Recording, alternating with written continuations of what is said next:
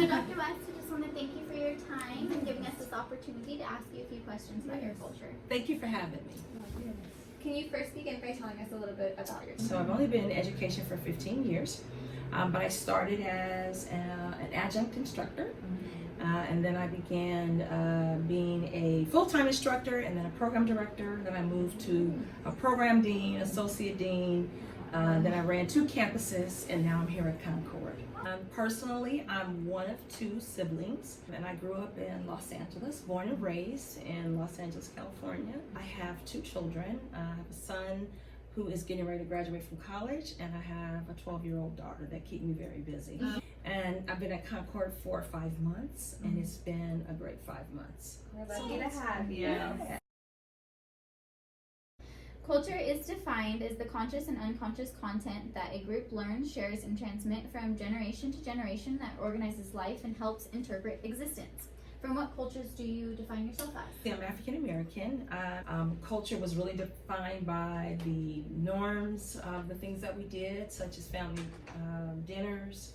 My mom cooked, dinner every Sunday for the family. Education was important in our family, hence why I have a doctorate degree, because I wanted to be that example in my family. I was the first person in my family to go to college.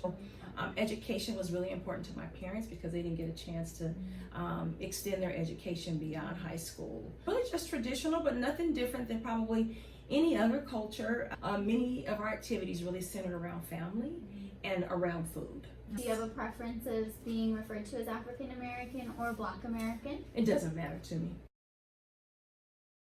Do you feel that African Americans as a comprehensive group also share those beliefs and values? And then as far as like religion? Yes, I would say absolutely. When I met my children's father, he's in a really big family, and I actually was kind of overwhelmed. I come from a small family, and so as they take turns on who would go to Christmas, who would host Christmas dinner, or who would host Thanksgiving dinner, and everything was really centered around that get together, right? And you break bread with one another. It's the same thing in my best friend's family, the same thing in my friend's family. That we really believe in family values and really trying to spread those values, to the next generation, right?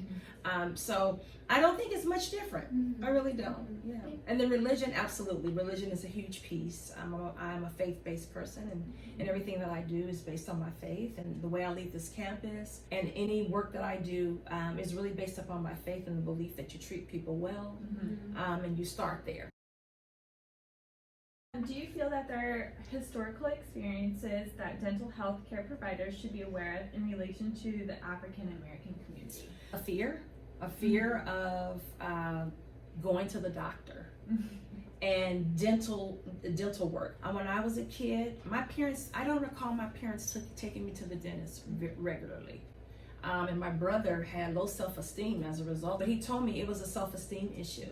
And I noticed that with a lot of my friends. And I don't know if it was from a socioeconomic piece that maybe African American families didn't take their children to the dentist maybe more regularly or not. I just don't recall having a lot of positive experiences with dentistry. I tried to really change that with my children. You mentioned fear previously. Where do you think that fear stems from? I think it's just from the unknown.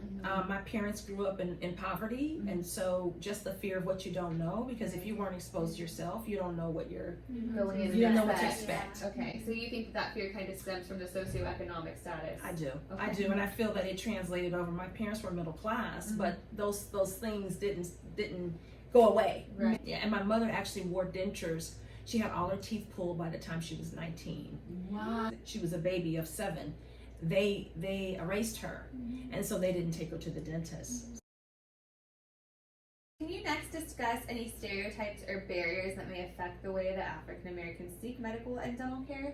I don't think so. I've been fortunate to have some great dental care providers, my dentist and hygienist. I still have the fear. I have to be honest there. And I don't probably go like I need to go. And it stems from that. But I don't think there's any stereotypes. I've been very fortunate to have people that care well for me. and well for my children. I just think it's a matter of, again, just making sure that you go, you stay up on it, and you don't let those fears keep you from doing so. You Yeah. know, you said you didn't go as much as you should. Mhm. We're right there. I know. We'll take good I care of you. know, right? I know. I believe you ladies will. Just working up the courage. Is there anything that we could break down, though, of stereotypes that you've heard of or barriers that you've heard of that we can adjust and break down those barriers for? You know, I really don't see barriers. I think about a couple of my friends who have not taken good care of their teeth. And I wonder, because you know the teeth is the root to everything, right? And so without good dental health, right, it affects your overall health. And I wonder if there's just an opportunity to do more education or more training, provide more knowledge in the African American community as it relates to helping people understand how important it is. Right. Because I don't think people made that connection. And again, having the fear, right? You're not going to do the research, right?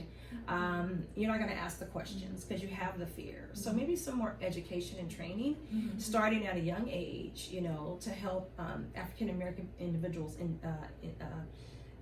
actually understand that it's not anything to be fearful of, and that if you don't take care of your mouth, you know, your overall health is really impacted by that. And with that education, would you think it would be most beneficial to maybe a low socioeconomic status, especially because I know that you said that the fear kind of correlates with that? Well, I know that happened with my parents. When they became middle class, you know, I don't know that so much. It was just the fear of, like I said, but just not doing it themselves, Right. so they didn't do it with their children. Right.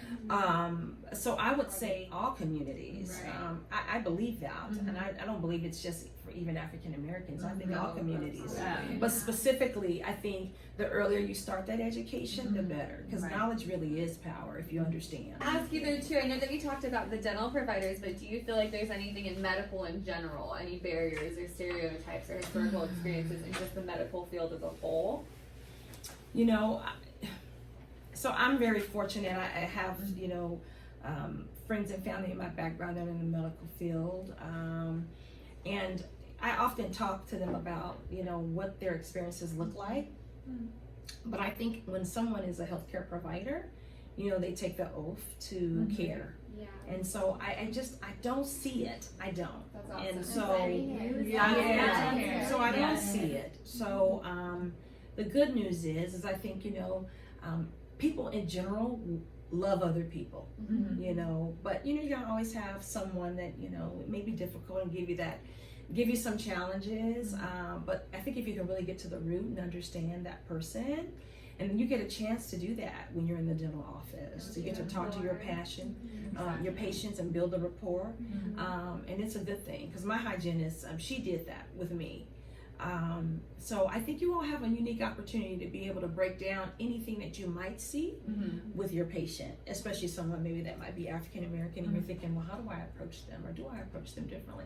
I just say treat people as people, right? And you all won't have any issue there. And from a patient perspective, what is the best way for us as dental health care providers to build that rapport, in your opinion? You know what? Ask questions. You know, I think for me, people often are intimidated because they think, oh, you have a doctorate degree, like, you know, how's the conversation going to be? But people are people, and I think you show your human side. Maybe you can talk about any fears that you may have had. That helps a patient understand that you've been there. You all have great teeth, so that they can see that you've had to go through it too, right, to get to that point. So I think anytime you can relate to them, tell them a story. I'm a big storyteller, so I like to talk about my experiences from a story perspective, because I think everybody can relate to stories. So if you can share stories, personal experiences, talk about your own journey, I think those are all things that will help your patients feel more comfortable and really have trust in you. All right. Thank you again. Thank you. Give me a hug, ladies! Dr. West's culture relates a lot to the book, especially with the religion and family factor, because Dr. West talked a lot about how important religion is to her, as well as being very family oriented. According to Jerry Diller, religion is an extremely important factor in the life of an African American community and provides a valuable source of social connection. Although this is how Dr. West's culture is, this doesn't mean that all African Americans experience the same things in culture as well as religion. Based on our interview with Dr. West, our takeaway for cultural competence is to treat every patient as just that, a patient, regardless of color, religion, or gender. We are very happy to hear that Dr. West hasn't experienced any biases or stereotypes within her dental care, and we plan to continue practicing without stereotypes or biases in ours as well. I'm not ready because I'm gonna laugh in a second. Hold on. Get it out. Oh. Go. Based on our interview, African American community. Yeah, because